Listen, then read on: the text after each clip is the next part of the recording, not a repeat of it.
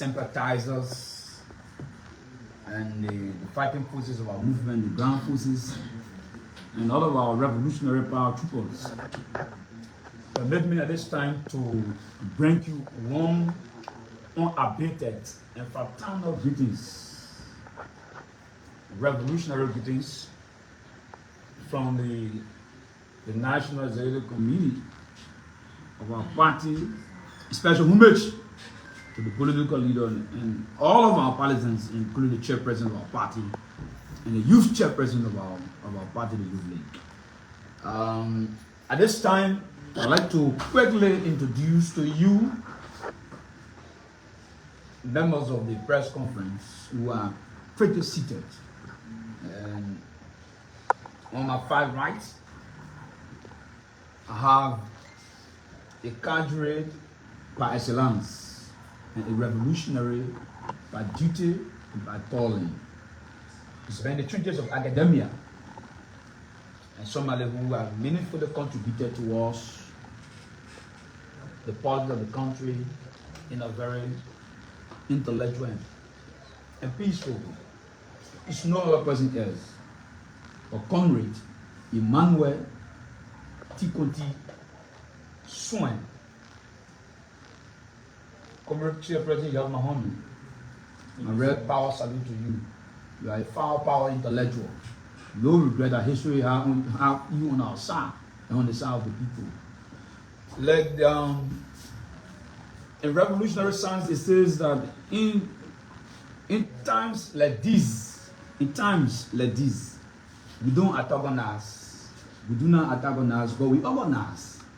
And somebody been asking, where is the venerated Jefferson Tamakoji in these critical times?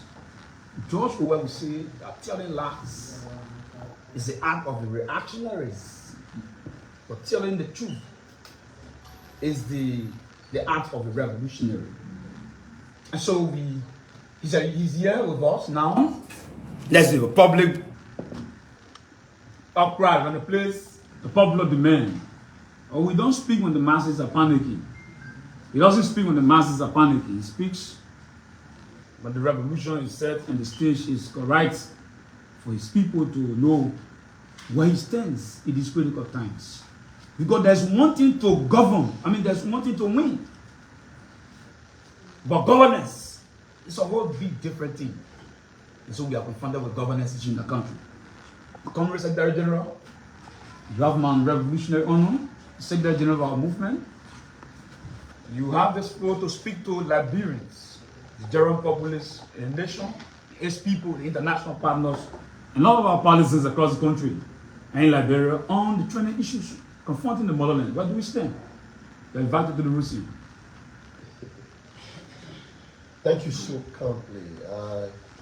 We want to, at this point in time, extend our fervent compliments and appreciation to the Liberian people and citizens in particular.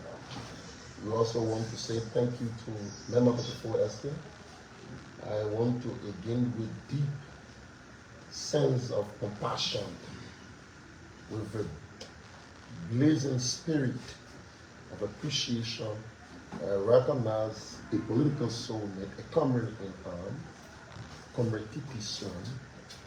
We have a protracted history in the trenches that's been said by Comrade Fidel Castro. So today, it may interest you to note what we are flanked behind these decks at this critical time of our country. It is a call to duty, and that's what we were made for. And we owe no apology for our existence and our contribution and what we stand for. Today, it is indeed a sad day in our country. We want to quickly raise the necessary flag. We want to also re-emphasize on our previous position. We want to, without delay, recognize in absentia, the party chairperson, compatriot General Augusto Kowo, in whose leadership and stewardship we are here to convey the decision of our institution.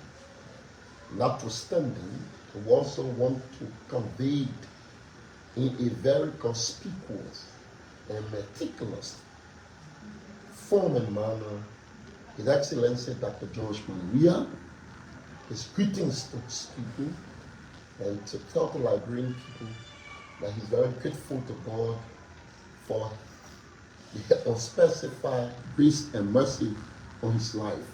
He's lived, he's healthy, and he should be returning to the country very soon. We also want to say on behalf of the National Executive Committee, they seated the National Executive Committee, whose history is there to be questioned, who has what it takes to confirm and to continue and maintain the recklessness that has been exhibited by these class of jokers who came and deceived the Liberian people in the form of risky mission. But with time, it is now quite clear. We want to appreciate our people. Our people are not tools, so as such, they cannot be used in the hands of desperate politicians. They will be very sober-minded, and they appreciate whenever we are called upon with deep sense of humility to stand up when it is indeed appropriate to do so. We want to again re-emphasize to the Liberian people that when we said to you in the elections that Mr. Boakai were actively doing business with the Russians, don't get me wrong, we get no problem with Russian people in this country, but we were saying the manner of form that Mr. Boakai and the then Unity Party risky mission denied they are working with the Russians. We were clear before the election. We said information on our domain suggests that there were surreptitious engagements when the United Party were desperately seeking pharmacists to ensure that they deceived the Liberian people. And fortunately for them, the Liberian people have become victims into their political chicanery. Today we have gotten vindicated. Liberia, under Mr. Boakai, will receive the first Russian embassy to be situated in Liberia. The question will be, are you angry? No, I'm not angry. As an institution, we're not angry. Are you concerned? Of course we are concerned. In the phase that in the maze where we have our long-standing tie, our traditional tie with the American people. And we think that even when you are not happy with the American, you don't have to disrespect them. And you brought a guest speaker who spoke in naked arrogance. You don't have to shame and disfigure the diplomacy and the power that we have long enjoyed for many decades. To do that to the Americans, then we from the CDC, we wonder. And the reason why we've got to be very mindful, because Mr. Boakai does not own Liberia. When people in the ages of 80, something tells us their interest becomes less important. You can't be gambling the whole nation here only because you have an opportunity to preside and to become a leader of our country. We are thinking about the repercussion. Mr. Boakai has less than 5 years to be around here, and he will be continuing in perpetually, absent. have 5 years, and there will be nothing called the Unity Party in this country anymore. It will be perpetually perpetually executed.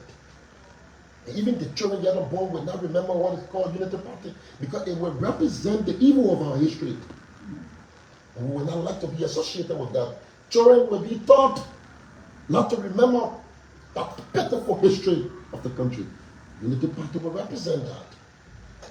So we want to be very clear that the trend in which these people are proceeding and conducting the affairs of the Liberian people is important for leaders of the country to stand up now and begin to tell the Liberian people and ask them, what if this is what you settle for? You asked Akoji, the likes of Mr. Weir, and the CDC last government was something you said you were not happy with, and you termed it as a frying pot. Unfortunately, you have left the frying pot and you are now in the burning fire. Left the frying pot and in the burning fire. That's where you have found you. That's where you found yourself. But we can now sit here supposedly as spectators and watch our country. Even you check here, there are more students going to school in America. You want to check if you want to be comical. How many Liberians in Russia? And that's why Mr. Bwaka want to gamble. Do we have issues with the Russian? No, we don't. But we are very concerned the way Mr. Bwaka is trying to spit in the face of an American diplomatically. It is a form of trying to spit in the face of our long-standing tie. What did he do? He brought a very young, inexperienced academician who was said to consider her as a guest speaker. And I was very surprised. After all what she was rendering, United States Dallas, a country in which people, as she claimed by various people, were suffering. And you say you want to talk to the legislature. After all of the grandstanding, our understanding is our father has an issue with the Americans. And so you come here and mark it your outburst in the form of standing over the Liberian people. Liberian people are smarter than that. We go beyond your emotional outburst. We understand what is responsible for what is being uttered by you. It is the situation over there. Tell it. You come, and after that, Mr. Bwaka was in the midst, clapping and nodding his head. In summation. And someone say, oh, what you do know, we're not sitting here because Bwaka is being tolerated and we allow the country slip and the country is now gradually going into what, if care is not taken, we not have time to be able to resurrect this country. And what you think, no. So we're concerned about that. We're very concerned that opening of the Russian here and Bwaka seems to be desperate and thinking that the Russian foreign policy is give into a cash delivery and when you can just hand on cash. And today we get to understand the outcome of the yellow machines and a lot of things still happening. I think it is a time. It is indeed the time. It is indeed the time that you Liberians, it's not about sedition. We want to say to you, CDC, when we said it during opposition time, and they lie. But you see, the truth is like a pregnancy, it doesn't disappear. It doesn't go backward, it comes forward. When we conducted a press conference, we shared that with you. When we said that and said, look, the Unity Party is in surreptitious conversation with the Russians. It's not that we're saying that we don't want, but we're saying the motive and the way it's being conducted and the way they were treating the Americans. You don't have to spit in the face of the American on the diplomatic relationship with us. We have a long-standing, people say, oh yes, oh you want censure? Of course. We are product of mis and disinformation. We're not arguing the Americans. Within the Americans, they are victims.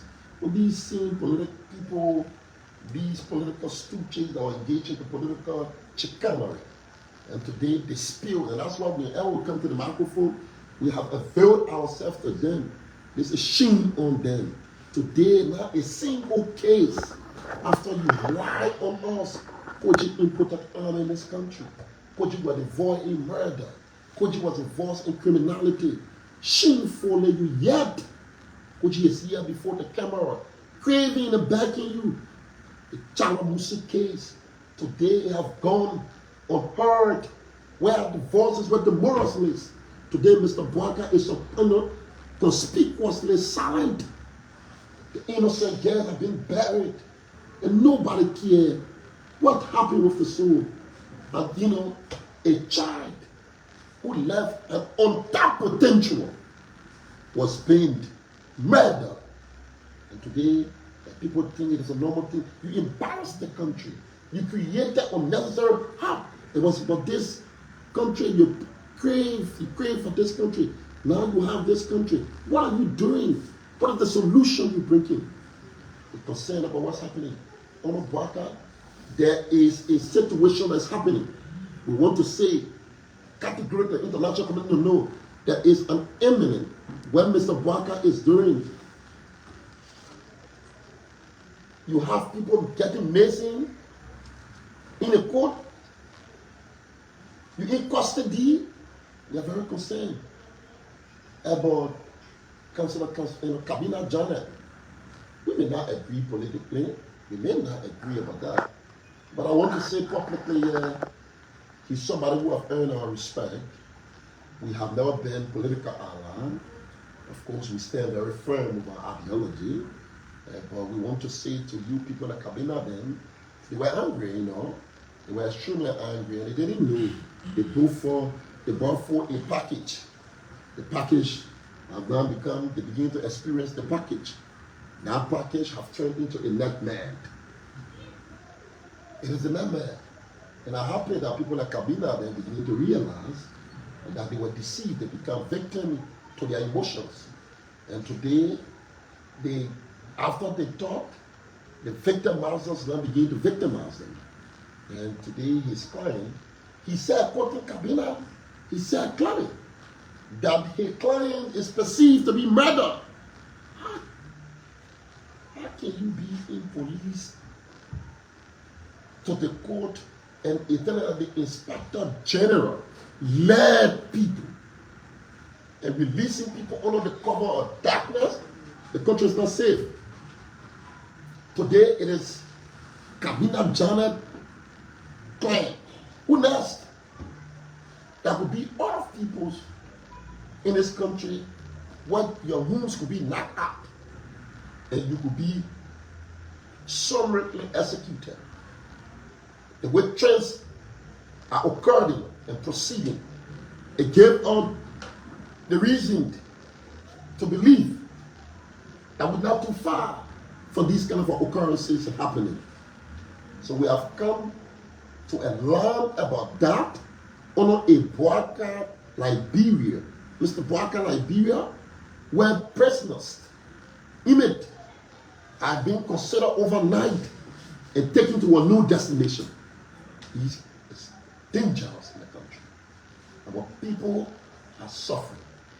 Our people don't have food to eat. They don't have money to go to hospital. Stop trying to endanger their peace and security. When you listen to one Mr. Kabila Jala, a lot of the people have been calling me. The citizens are panicking. The citizens are panicking. They are asking, where's the country?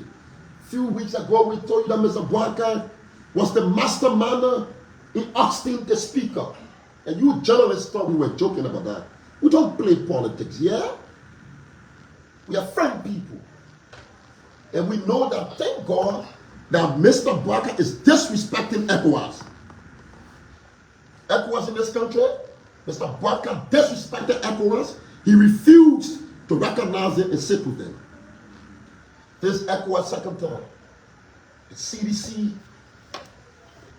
and Mr. Bwaka thinks that you can get with these kind of arrogance. Stop what you're doing. Don't be deceived by the lives of Gregory Commandant. They got zero capacity in this country. They got to stop. They are asking for what they cannot. They're asking for what they cannot. In any form and manner. It's not something. And with the reason why it is on the basis of our respect. It's on the basis of our respect for the Liberian people. It's on the basis of our respect for the Liberian people. We think our people are going too much. They are going through so much. Is that a worker? What he's doing here? Destabilizing the country, the laws. We can tell you in a couple of hours, Waka can be contained with everybody associated with him. Don't mind them. What the display is when you turn to as a classical bluff. They've got to be very mindful what is happening. So we have come to say we're very concerned. We raise those issues to you. The issue that got to do with the Americans, the issue that got to do with the Russians, because it is the Liberian people. It is the Liberian people.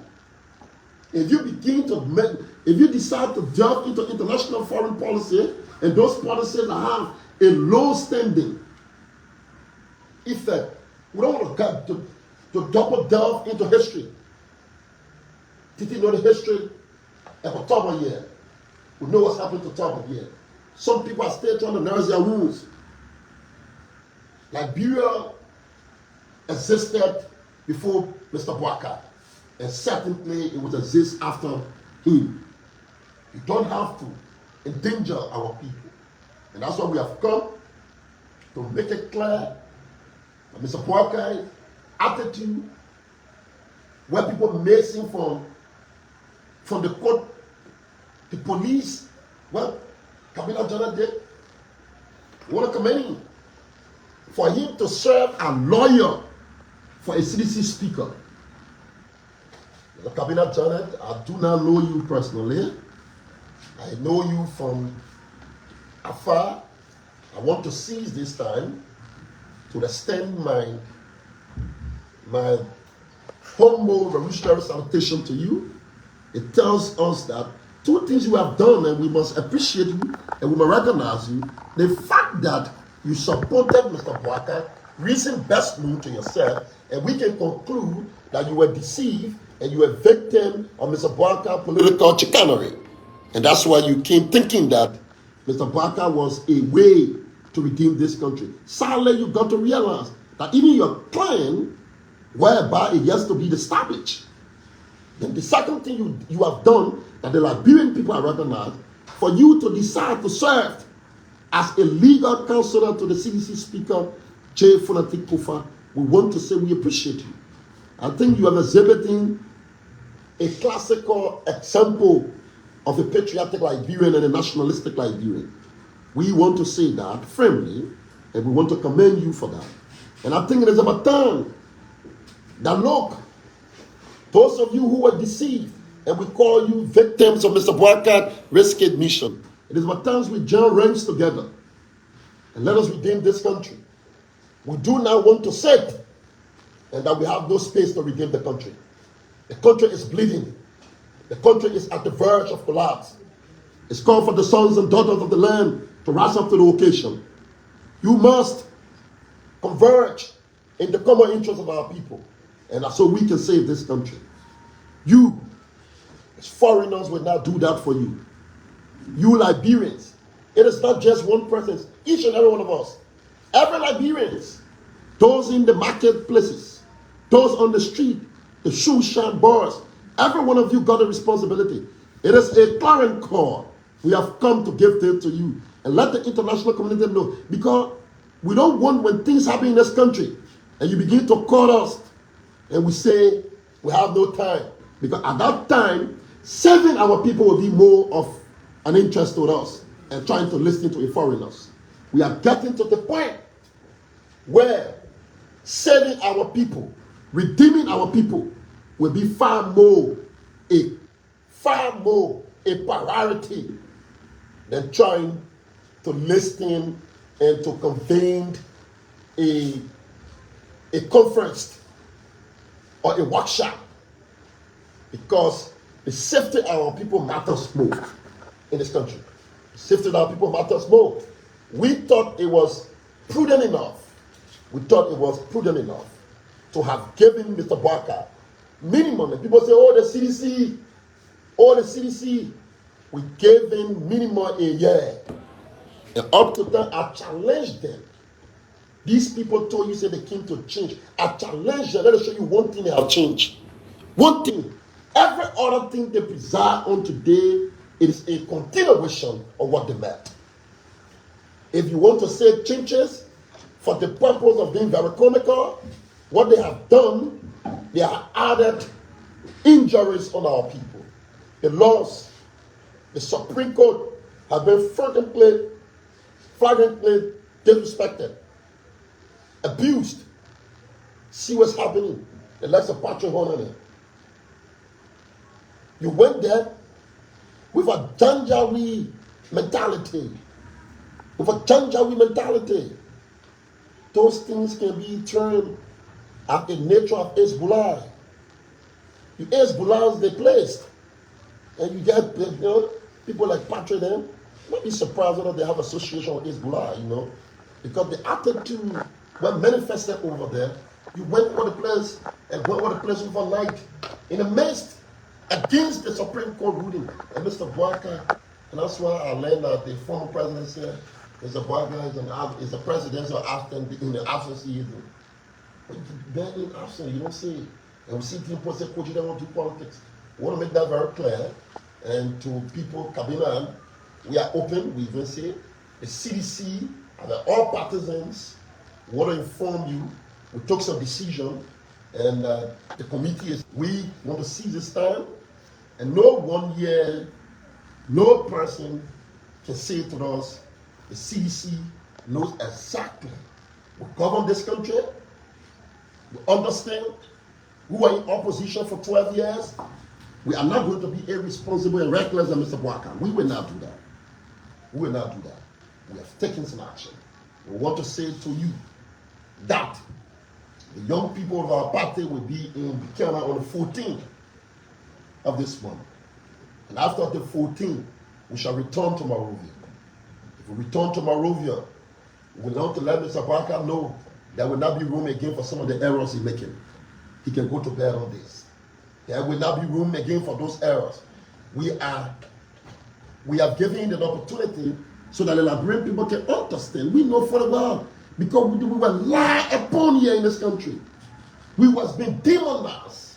We were being characterized in extreme negativities. So all we could have done is to patiently allow, because the Liberian people are not stupid people. See what Cabinet Janet is doing. See how Cabinet Janet is doing. And see what it's doing. Today, I hear they say, A.B. Command. It's one of their victims. Yeah, say Gregory Kuma and A.B. Command. Both of them are in a ring, in a boxing ring. That's not what you come here for. What we can't do here. So when people come here, when people come and genuinely assess you, and you come, how you reward them? You reward them by endangering their life.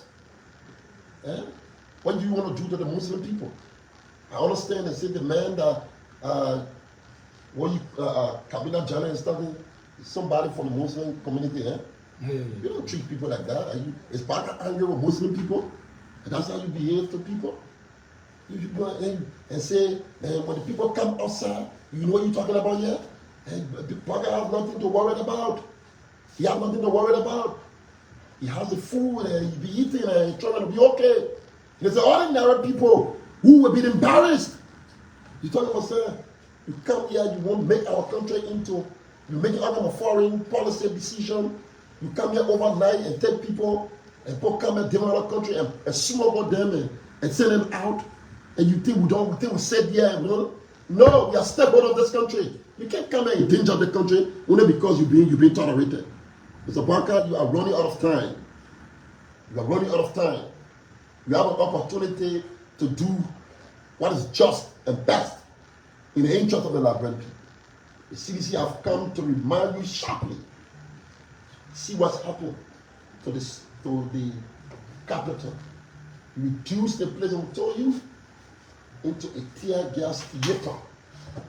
And today he takes full responsibility of trying to oust the speaker. And Mr. Barker must remember there is a consequence for every action.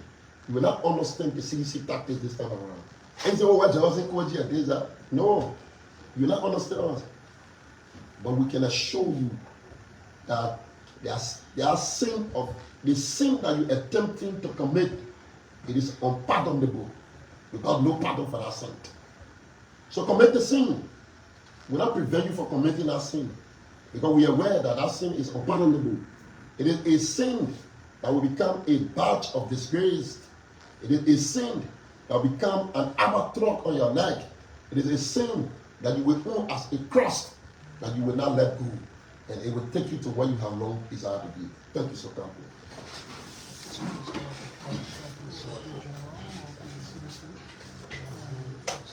Well, thank you, comrades and members of the Fox Estate.